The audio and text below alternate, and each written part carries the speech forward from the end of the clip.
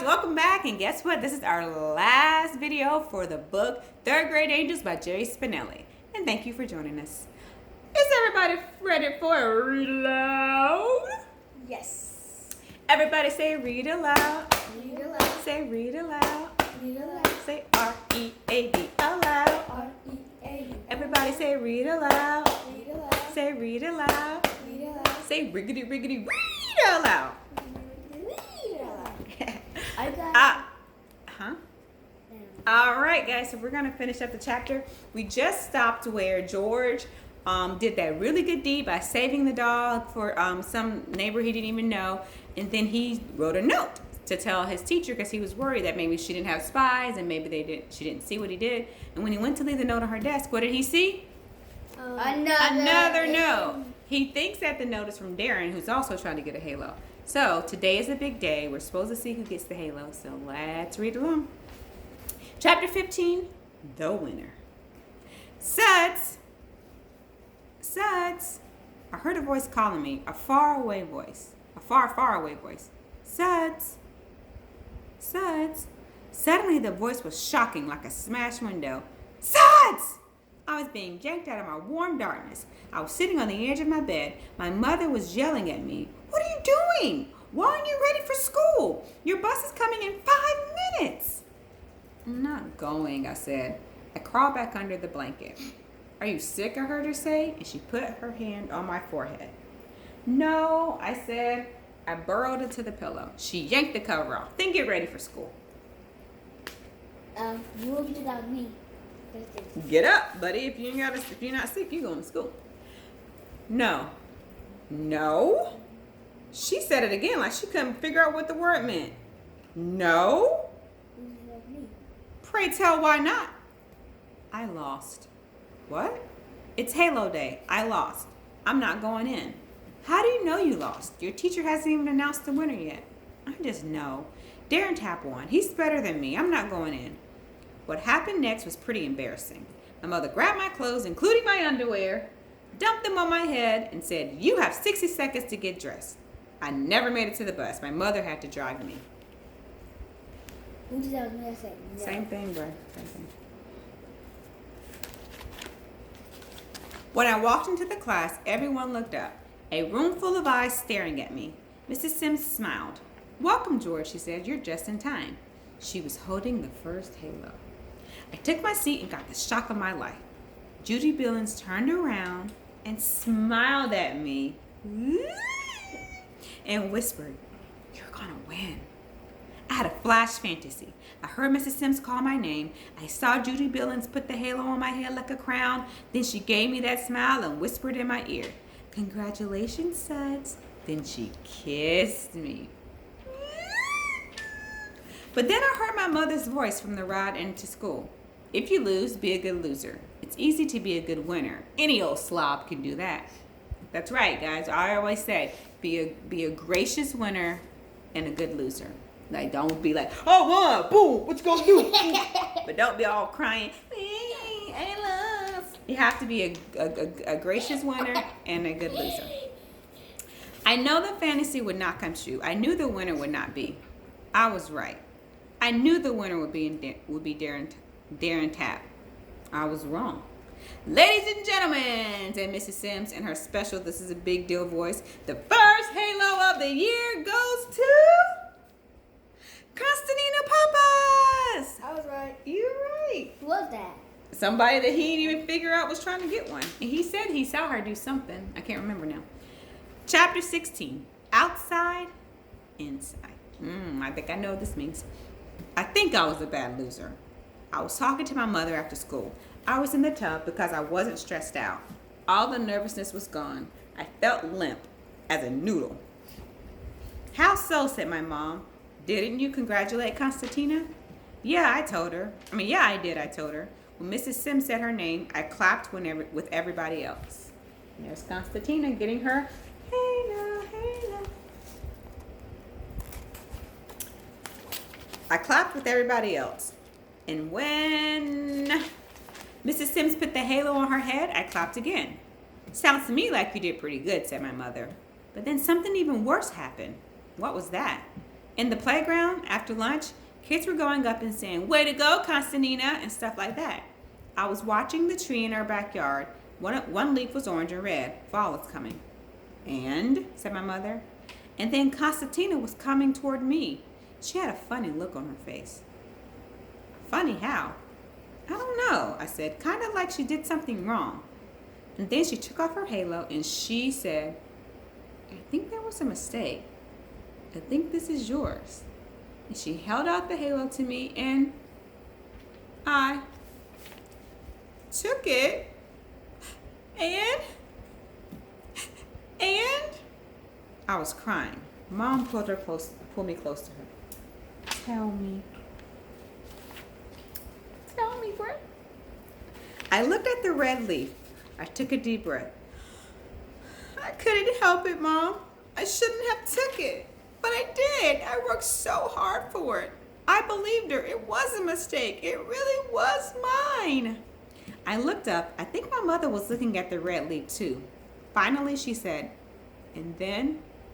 And then I don't know. I looked at Constantina's face, and for some reason, I just gave the halo back to her and walked away. I might have said, "Congratulations, Constantina," but I'm not sure. She pulled my ear. "You gave it back to her. Sounds like you're a good loser." But that's outside, Mom. Inside, I feel like a really bad loser. Maybe the baddest loser there ever was. Because I wanted to keep it. I wanted to put it on my head and everybody could come up to me and say, "Congratulations, Suds." Mom, I was only good on the outside. I was crying again.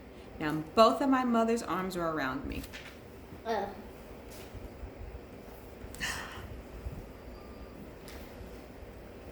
That's when we heard the doorbell ring.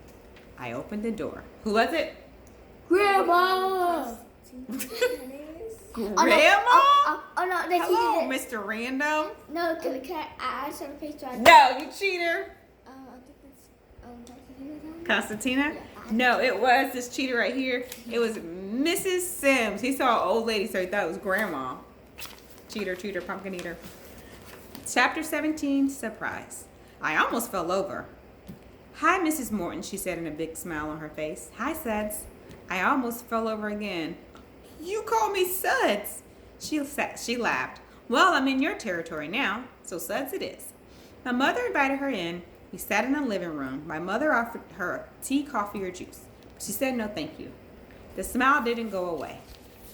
There is Grandma, which is really Mrs. Sims at the door, and George and the mom. I wouldn't say the teacher because I Nah, you cheated. started You did it. hating. The smile didn't go away, but it changed. She took a deep breath. She spoke to my mother. I felt I should stop by because now she spoke to me. I could see how the events of the day were affecting Suds. What was she talking about? "Did your son tell you that the first halo went to Constantina Papa's?" she said. "Yes, he did," said my mother, "as soon as he got home from school." Mrs. Sims reached over and gave my knee a pat. As if I did something great. "Good," she said, "and I was happy to see you join the others in congratulating Constantina. I know how badly you wanted that halo, Suds. I know how hard you tried." I didn't know what to say, and I still didn't know what she was doing in my house. Now she was looking at me like I was the only person in the world. "Suds, you are an angel. You'll get your halo soon enough." I got the feeling she could see inside me. "You were disappointed you didn't get it this morning, weren't you?" "A little," I said. "But not really surprised?" "Not really." "Why not?" "I thought Darren Tapp would get it." "Ah, Darren Tapp, yes." She looked at my mother. "Another boss angel." "And the blurts," I said. Her eyes went wide. "The blurts?" "The first couple of days," I said. "I kept blurting out stuff without raising my hand. I guess that sunk me." Mrs. Sims and my mother both broke out laughing. I don't know what was so funny. When Mrs. Sims stopped laughing, she said, "So you must have been really surprised that Constantina Papa's got it." I nodded. "Because you didn't even think she was very interested, did you? You didn't think she was even trying?" She poked my knee. "Did you?" "No," I said. "Well, guess what?" she said. "What?" "You were right. She had no interest in getting the halo. Not at all. She wasn't even trying." "Really?" I said. This was getting more and more confusing. She nodded. "Really. And then a funny thing happened. In all my years of doing angel halos, it's never happened before. She stopped talking and just stared at me. After a while, it occurred to me that I was supposed to ask what happened, so I did. What happened? Remember the day you put the note on my desk telling me how you saved the runaway dog in the street? Yes. Well, someone else left a note on my desk. I know, I said. Darren Tapp. She stared at me and my mother. She blinked and shook her head. No, not Darren Tapp. The note was from Constantina Pappas. I just stared at her. She leaned in toward me. Would you like to know what Constantina's note said? What do you think the note said? Nothing. Sorry, unless she doesn't want the halo. That she doesn't want the halo? But nothing. Now, why would she put a note with nothing on it? Cause can maybe. No, be quiet. She probably said, come on guys, this is easy. Wait, I know you guys can guess what she probably said. Okay. Her note told me the same thing yours did. I was more confused than ever. Huh? I said. She told me she was up the street that day and she saw the whole thing. She saw how you ran into the street and stopped the little dog from being hit by the car. She said it was such a wonderful thing you did that she thought I ought to know. She wanted me to know that you were an angel even after school. Duh. Oh, I heard my mother say. I looked at her. Her eyes were glittery. And that's why I gave the first halo to Constantina Pappas, said Mrs. Sims, because yes, she was trying to get the halo, not for herself, but she smelled for somebody else. My mom gave a little whistle. She was fanning her face with her hand. Mrs. Sims stood up. Well, gotta go. Speaking of dogs, it's way past Mr. Moto's dinner time. At the door, Mrs. Sims turned and gave my mother a hug. Then she hugged me. The door was shut when suddenly I thought of something. I pulled open the door. She was almost to the sidewalk. I called, Mrs. Sims, my mom says you have spies. Joey Peterson says no. Who's right? Behind me, my mother was laughing so hard, I thought she might get sick. So was Mrs. Sims. She was wobbling. She hardly made it to her car. I never got an answer. Don't do that to the end of the book. It can't be. It's the end of the book. It's not good end like that. Dan! Alright guys, what'd you think of the book? This one's going to 3rd grade. Do you guys, watching him, think he's going to get his halo? What do you think? She said no. Hey. I'm going to show you our last little person that hasn't been able to be on camera, but he's been here the whole time. Say hi. He's been listening to 3rd Grade Angels too. Yeah. I don't like the wind. Say hi. All right, guys. Thank you for joining us for the book 3rd Grade Angels by Jerry Spinelli. All right, guys. We will see you in another time. Bye-bye. Bye-bye.